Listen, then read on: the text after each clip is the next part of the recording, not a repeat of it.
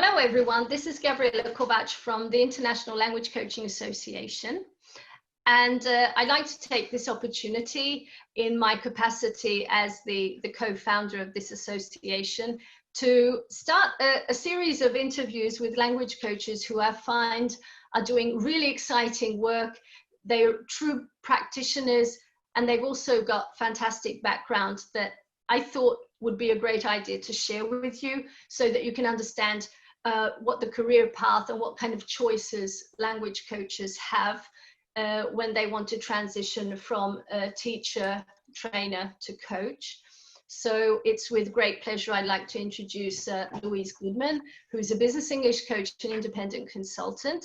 We've known each other for a very long time, and we've kept in touch on and off in the past few years. So it's okay, I'm going to hand it over to you. So thank you very much for offering to do this interview. Thank you, Gabriella. It's really exciting to share my career path with language professionals. I'm really happy about that. Thank you for this opportunity. Yeah, absolutely. Okay. So shall we move on to the first question then? Sure. Yeah. All right. Okay. So here we are. So how did you get involved in coaching? So where's this coming from for you? Well, it's a long and fascinating journey.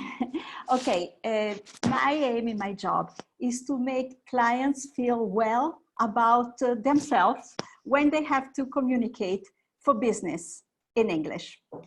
And I would like to think about my job like a journey where I passed through 3 main regions. The first region was the corporate world. I started in the corporate world, and there I learned a lot of things about marketing, communication, and communicating in business in English. And I worked for several companies. Those are my stops in my journey. And I could see that so many colleagues were not at ease at all when they had to communicate in English.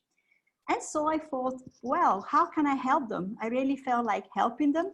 And so I went through the second region of my job, of my journey towards business English communication coaching.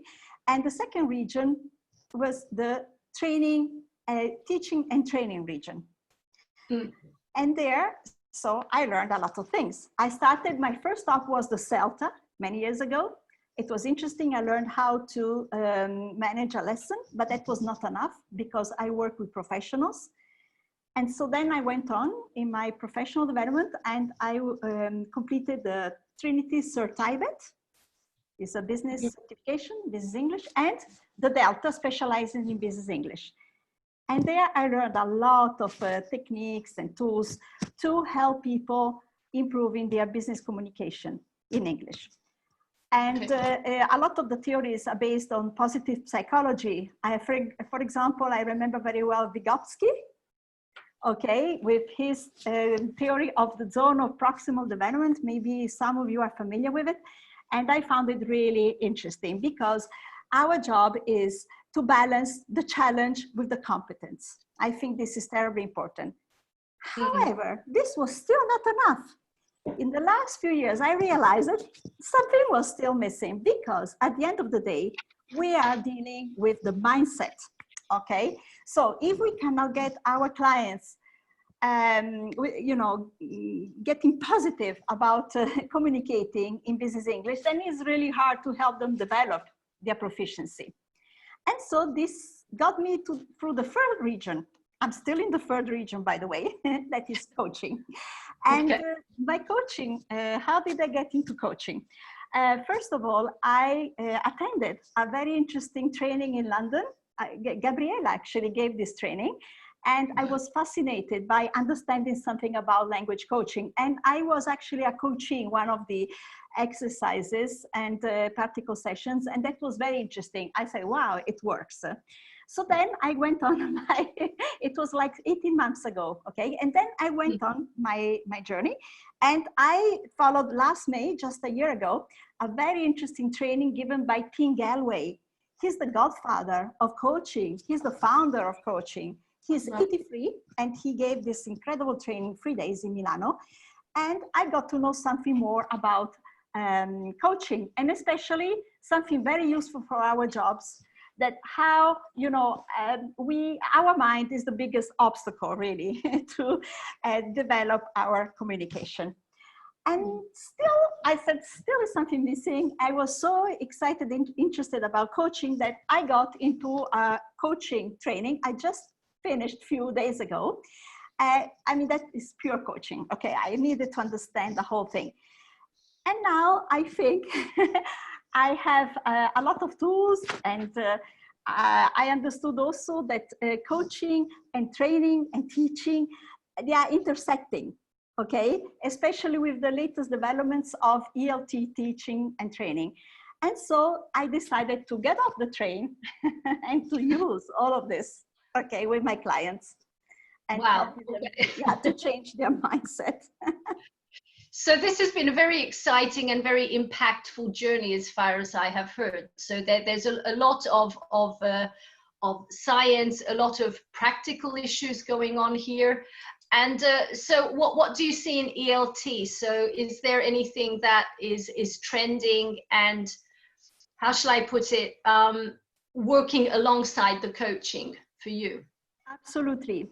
Also, the ELT, it's changing a lot. We are going from traditional language teaching to advanced language teaching. I call it this way. And I can give you 3 examples of what I mean by this. First of all, the European Framework of Languages, the CEFR, has just published, you know, the new guidelines. And of course, they are now all the assessments are very much concentrating on communication instead of language. Okay, right. So everything is changing the criteria we're supposed to teach our clients.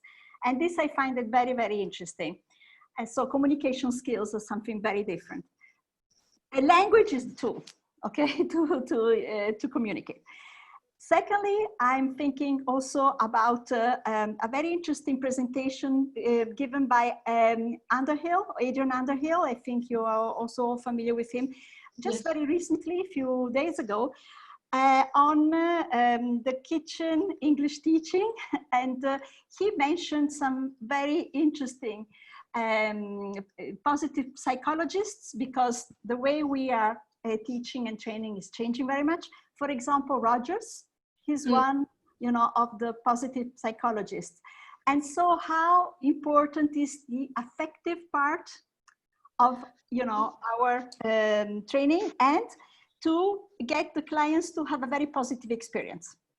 And so it's funny because he gave some examples using some questions, and they're so similar to coaching. I just said, wait a second, where are the lines? How can I draw the lines now between coaching and training? So for example, you know, he asks his students, how are you feeling? You know, what is, have I understood correctly? He kind of checks his understanding.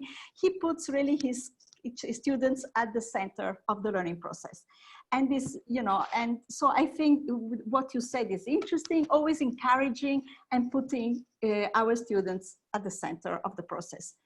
And a further example is, for example, Rogers himself, because he said something very interesting.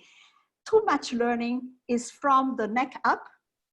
It's so true, because we're always thinking about theories and tools and performance, but we're forgetting about the person in front of us and the mindset. And I think until we cannot turn mindset to a positive attitude, all the tools, all the fantastic things we know, they're not very useful. Okay, this is, I think this is the coaching part, terribly important.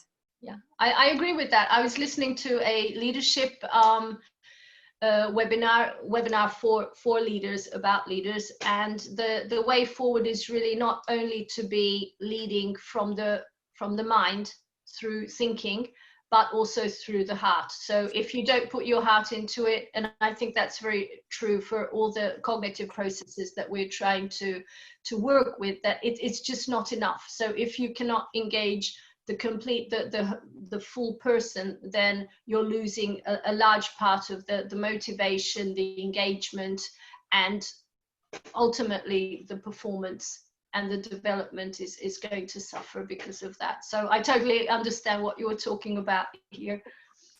Absolutely. And if I can connect to what you just said, for example, Joe Maynard, he just came out with a very interesting paper and about, you know, how language teaching is changing. And he's calling now teachers advisors in language learning. I mean, this is a huge change. However, we need to know how to do it. Yeah. How to do it, and we mustn't forget that advising is also a bit like mentoring, facilitating, instructing. So it's a different hat compared to coaching, where you have absolutely no advice giving at all. So you're not suggesting anything. So just in brackets, yeah, okay. Absolutely, but advising is already very different from being prescriptive and teaching. You know, it's already a major step ahead. Yeah. I agree. Okay, let's move on to the next question. Okay, what is it that you're messaging towards all the practitioners out there? Okay, I compared my professional path to a train trip.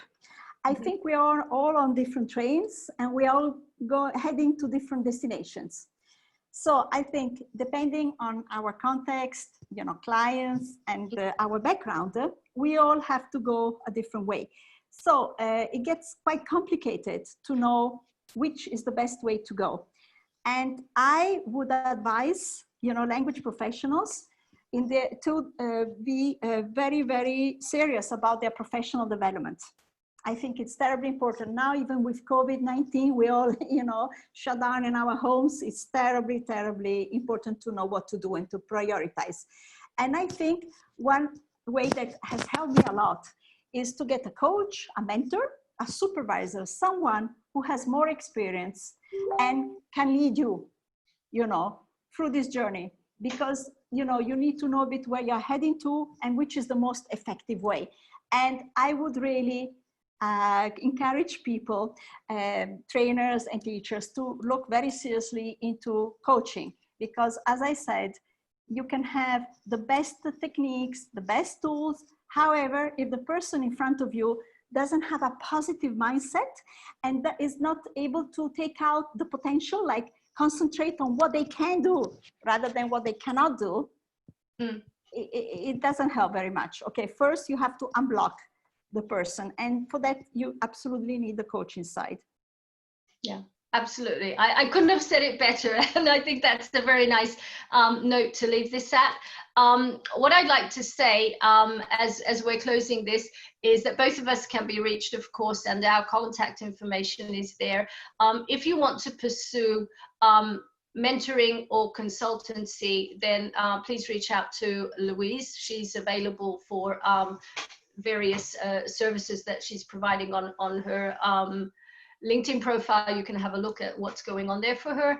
And of course, the International Language Coaching Association provides courses, trainings, workshops online, and hopefully over time, face-to-face also, to support you moving from teaching and training towards a more coaching mindset. And hopefully we've made you a bit more interested in coaching, and you'll click on our website. And thank you very, very much for listening to us. And hopefully you will be checking both of us out. And thank you very much for your time, for listening to us. And thank you, Luise, for the interview. Thank you, Gabriella. Fantastic opportunity. Thank you. Thank you. Okay, bye-bye. Bye-bye. Bye.